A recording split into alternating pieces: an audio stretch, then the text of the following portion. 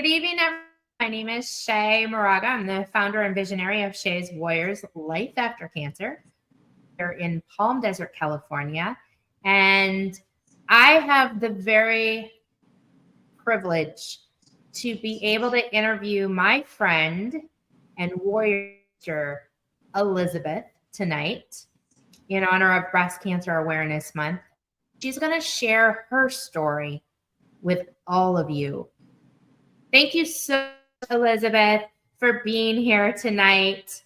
I'm really been touched with your story. I've heard it a few times, but every time you tell it, I feel like I'm hearing it for the first time.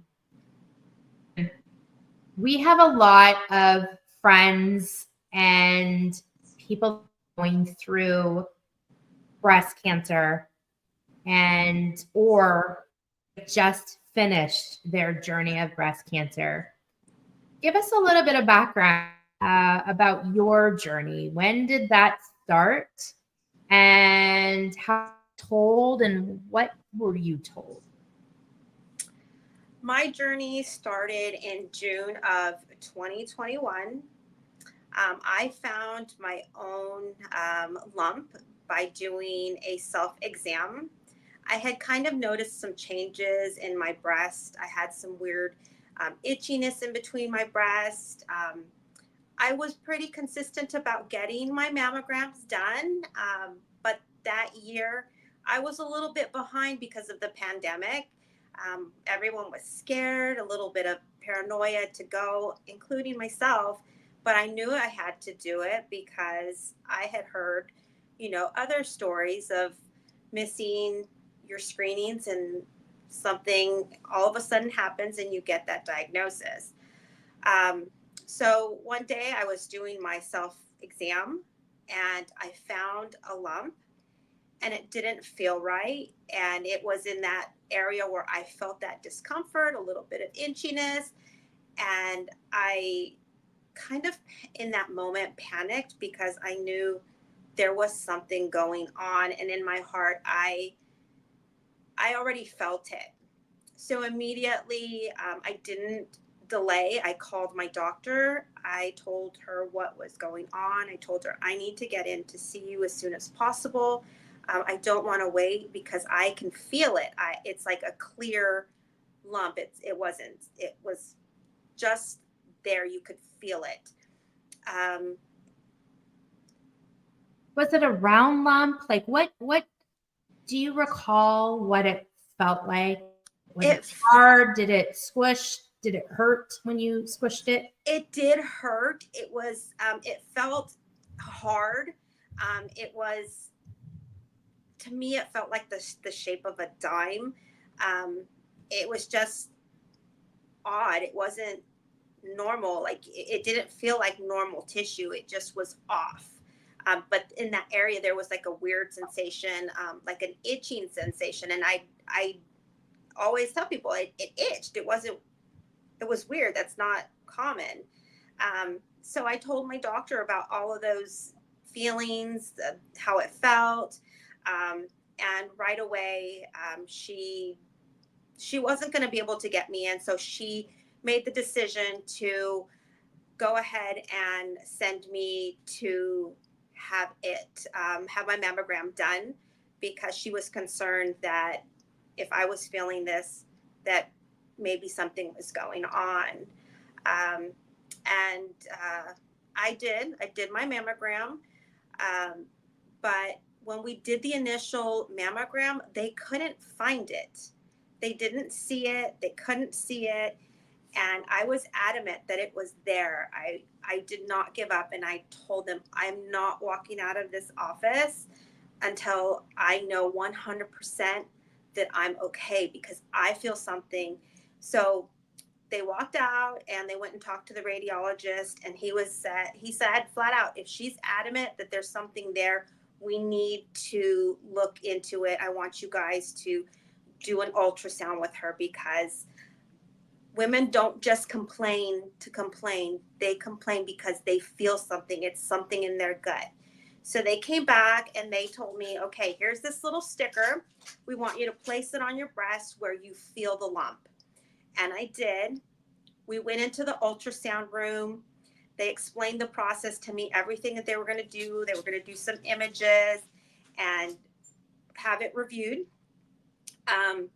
We started doing it, and right away, when she put the ultrasound machine on that one spot, she was already starting to take pictures of that one spot. And then she brought out like a little measuring tool. When she did that, I knew something was up. I think in that moment, my heart just stopped because I already kind of had told myself I knew what I was going to hear, but I didn't want to admit that that was something that I was going to hear.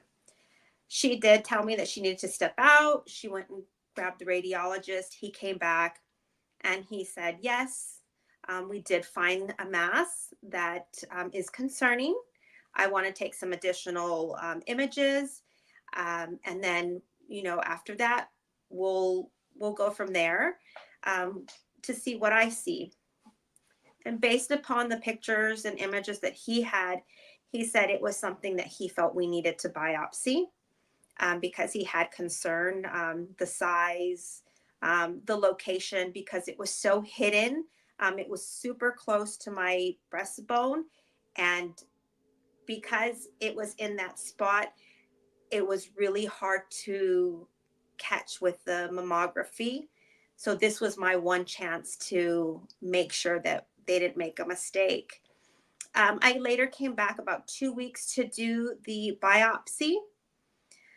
He said, I'm sorry, we have to go through the weekend with you not knowing. I think that was probably the worst 3 days of my life. I can't lie and say that I didn't think about it every single day, because I did. I put a smile on my face every day just to get through things. But in my heart, I knew I was about to get some bad news. I was supposed to get a call on Wednesday, which was supposed to be my day off. But instead, I got a call on early Monday morning, and it was my radiologist. I knew the phone number because I had seen it so many times at that point. And when I answered the phone, they asked for me, and he clearly said, this is your doctor. I do have some bad news to tell you. I'm sorry, you have breast cancer. And at that point, that's all I heard. I didn't hear anything else that he said. All I could hear was, I'm sorry, you have breast cancer. It just kept going in and out through my head. That's all I kept hearing. You have breast cancer, you have breast cancer, you have breast cancer. Like everything he was saying, I don't recall what he said. All that I took away was that I have cancer and that he was sorry. And I didn't even know how to put myself together, because I knew I needed to go home and I needed to find the strength and the courage to tell my children, to tell my husband, to tell my family. And just thinking about that, it was devastating. It was devastating to hear the news, but to think that you have to share this news with your family, it's not easy. It's probably the most difficult conversation that I've had with my family. But I realized once I got through all those conversations, how much love and support I was going to have through my journey. So they really helped me get through the next few months of all of the imaging, all of the testing that needed to be done just to get to that treatment plan. I didn't start chemotherapy until September. I did 4 rounds of the AC combo, which broke me down to my core. Like, I was sick all the time.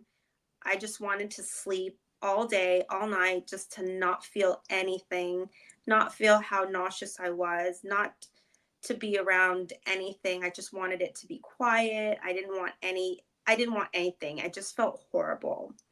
I lost all my hair. Um, I remember the first time that I lost my hair and I looked in my mirror. It was the first time that I had finally had the opportunity to truly acknowledge that I had cancer, that I was a stage 2 invasive, hormone positive breast cancer patient. And I was about to go through the most difficult part of my life. And I had to find that strength to get through it every single day.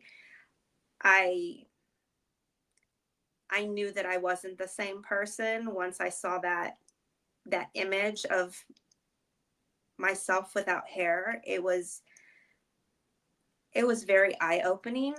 You, as women, we really define ourselves by how we look, our hair, our breasts, and that piece of me was gone. The one thing that I did do to help me get through that is I always made sure, even when I went to chemotherapy and I was feeling miserable, to always put a little bit of makeup on to make me feel good, to make me feel beautiful and special, and not to allow cancer to take that away from me, because cancer doesn't take away your beauty.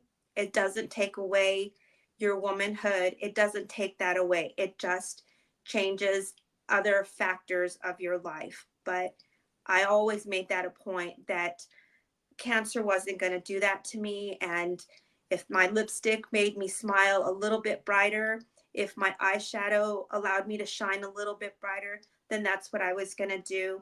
And every time I went into chemotherapy, my nurse would always say, "Elizabeth, you look so beautiful. Look at you. You always come in with your makeup all done." And it just made me feel good. It made me feel good. It just took away some of that challenge that I knew I was going through. And if that brings me comfort, even as a memory, like that, to me, that point in my life, I always think back. I always smiled because there was something that I had to make me feel special. um, you know and it's good to find little things like that to help you get through and cope when you're having a difficult time. And that was for me, my coping, to make sure that I had something to make me feel pretty. And I'm really glad I did it, because there was some days, chemotherapy doesn't make you feel good. You're pale, you're nauseous, but to find that, it was good. Um, After the first 4 rounds of that chemo, I did 12 full weeks of, I believe it was Cytoxan. I can't remember. It's been So you so did, long. it sounds like you did Promycin, Cytoxan. That's Mhm. the combo. And Carboplatin usually is along with that. And did you do Taxol? yes, Taxol. That's the one I did for 12 weeks. So that was the final, my final 12 weeks. I didn't get too many symptoms from the Taxol, which was good, but the hardest part was the neuropathy. I did experience neuropathy with it, but my doctor was phenomenal. He did have a supplement that he had me take that helped ease some of those tingling sensations in my feet and my hands, so that it didn't get as bad as it could have. Um, I thank my entire cancer team, because they took care of me from start to finish, from day one. Like, I never felt alone. I never felt like no one cared. I genuinely felt that I was loved in that office. The nurses, the staff, the doctors, I always felt like I was cared about. And that is so important when you're going through that and you are watching other cancer patients in that office and you see everyone from every stage of cancer, to see that everyone gets treated the same way, to see that cancer patients will give you that same love and affection and encouragement, even when they're not doing so well. They are still there to hold your hand and to tell you, keep fighting, you've got this. And it is probably the most beautiful thing that you can ever experience and share with somebody, is to have another cancer patient, another warrior who is just as sick, sit there and tell you, don't give up, keep fighting. It's remarkable. It truly is remarkable. So that brings me to one of the questions that I have. Thank you for sharing that heartfelt and beautiful story, because as we know, when we share our stories, we heal. So even though my story is not your story and your story is not my story, there are commonalities that can help others hearing the triumphs and tribulations and how resilient we can be. I just, just what you said, you found your lump. We were in that odd period of time of the pandemic, and you acted for yourself when you could have just gave up. Your intuition was strong and you knew something was not right. It was not adding up. And I think that's really important for anyone watching or listening to this, your story. The fact that if you feel something is not right, don't give up. Keep going and keep figuring out, peeling that, what's going on, because our bodies do tell us when something's not right, but we have to listen. We have to quiet the mind and really listen. So I just, I commend you and I applaud you for not giving up, because you are this beautiful, lightful human being that your story matters. And thank you. One question: when you got the call on that Monday, were you at work alone? I was. At that time, we pretty much had gone down to a skeleton crew. So it was just me in the office. And I took that call. As I mentioned, I had seen the phone number several times, so I knew what the number was, and I knew that it was a call that I had to take, and it wasn't something that I was going to wait or call back. So I took the call. How did that make you feel when you took that call? I mean, you were alone, essentially. That must have been very traumatic to take that call, those words, to go numb, where it's like all you do is hear those words replay over and over in your head, and your body just goes into a numbness or a shock, and to drive home, or I honestly, I can't even tell you how I got home. I Everything, you said it in one word: numb. Everything just went numb. I can't tell you what I truly felt, because it was just shocking. It's not what you expect, but in the back of your head, you knew, but it's not what you wanted. It wasn't what you wanted to hear. So all of it was just, it was so much for me. I didn't even know how to handle it. I didn't know how to handle those emotions, because when someone tells you, I'm feeling emotions, when you find out you have cancer, you go through this roller coaster of emotions, from anger to sadness to frustration to confusion to crying to sorrow to pity, all these emotions that are just building up, and you're just trying to figure out what is going on inside of me before I explode with all of these emotions.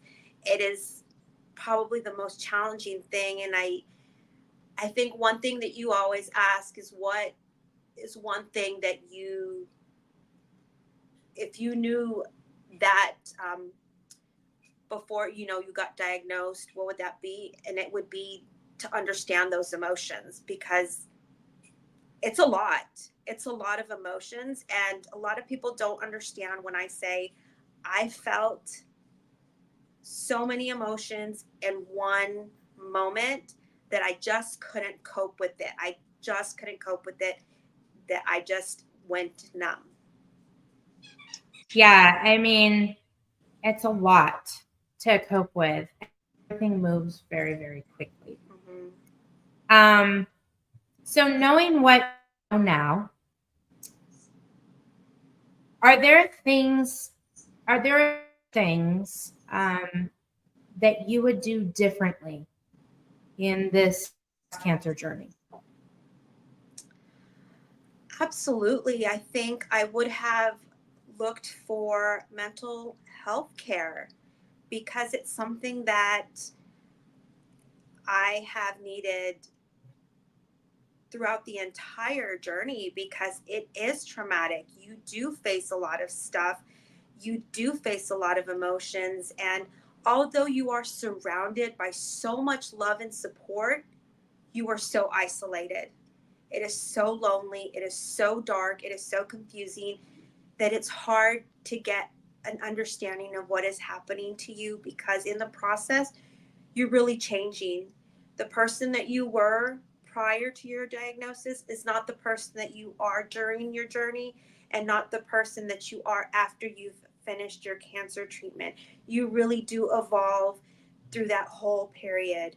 And I wish that I would have had mental health with me at that time to help me navigate all of the emotions, because I realized that I was in a really bad space. And unfortunately for me, I am able to hide it. I was able to hide it behind my smile, behind my happy demeanor. And my family didn't even know that I was in such a deep depression, because I was covering it up. I didn't want anyone to feel sorry for me. I didn't want anyone to worry about me.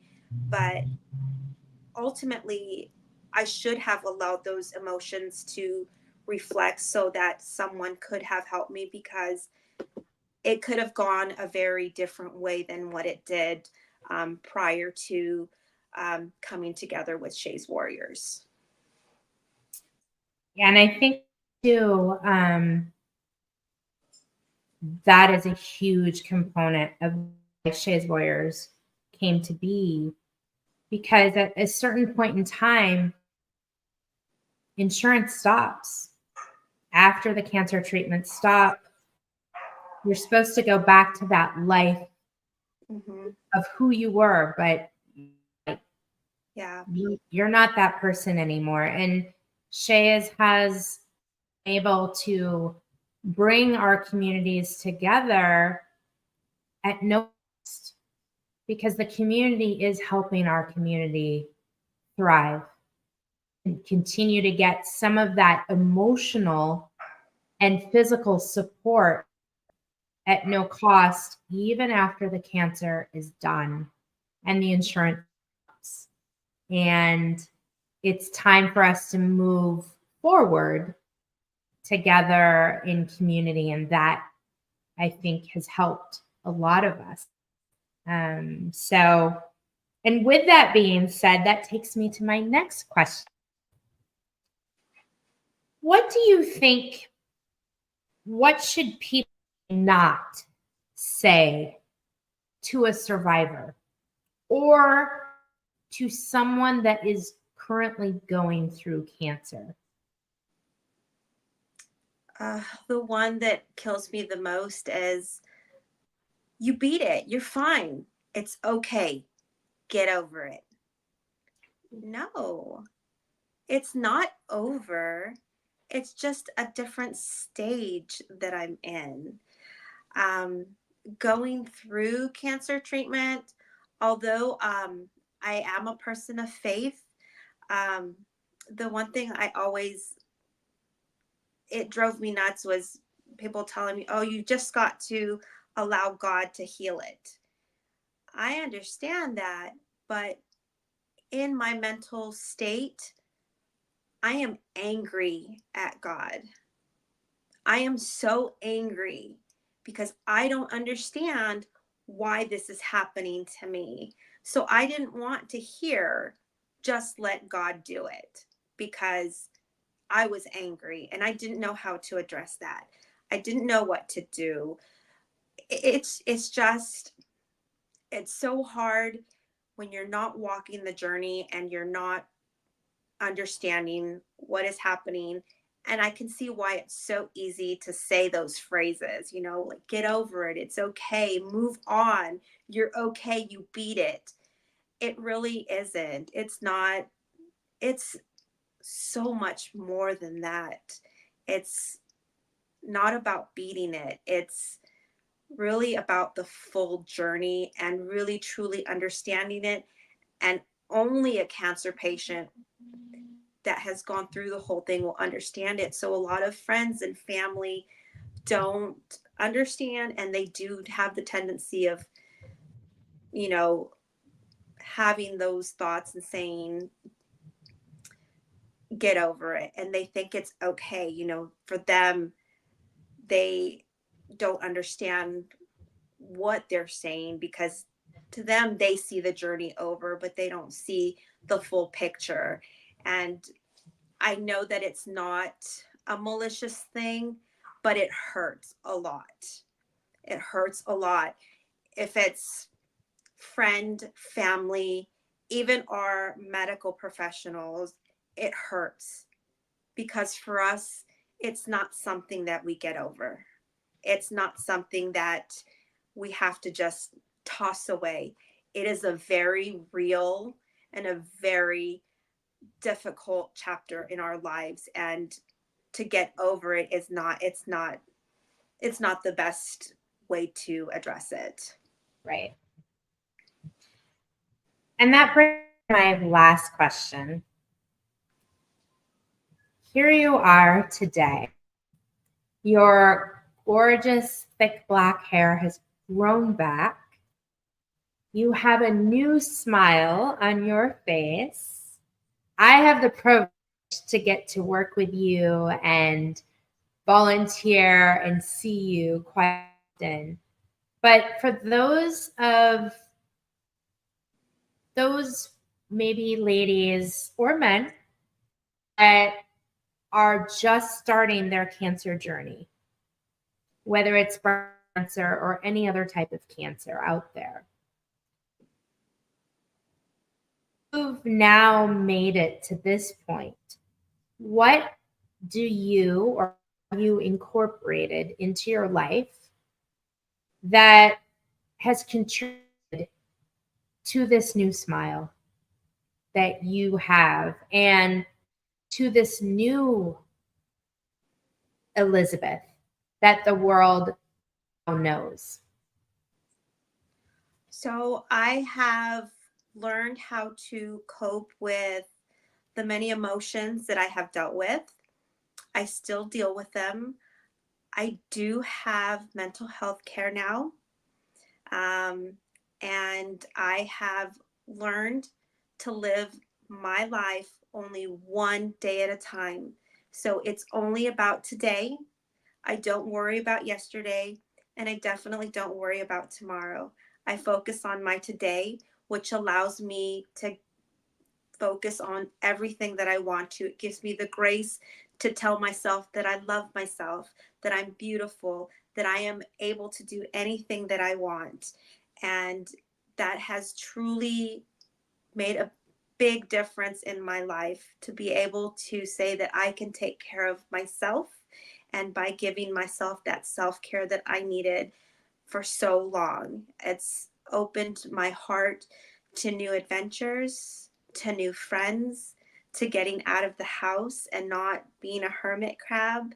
And even so far as to go back to school and experience a whole new Elizabeth, as you said. And it is so exciting. It is just probably one of the best chapters of my life. And I am so excited to have all the lovely people that I have surrounding me, because right now, at this point in my life, I feel so empowered. I feel so alive. And it is something that I've been missing. And it's going to be weird to say this, but I'm thankful for my cancer journey, because although I went through all that heavy darkness, I found my light at the end of the tunnel through my cancer journey, and I found my purpose, and I know what direction I need to go, and I am going to continue giving back to my fellow cancer survivors. I want to advocate for them, and I want to support them, and I want to help them the way that Shays Warriors has given to me. The community is beautiful, and I can't wait to be with everybody and share everything that I'm about to learn and give back. I love it. Elizabeth, you are a beautiful, beaming light.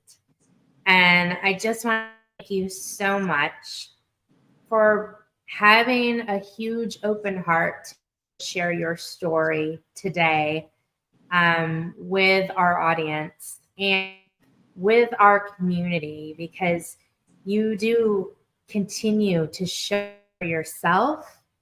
And from the time that we met to even now, it's like you've ran 5 marathons already, right?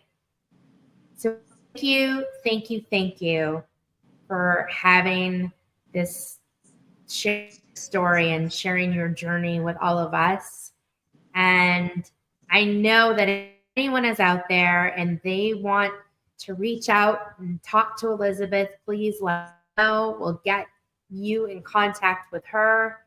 And everyone, thank you. Thank you, Elizabeth.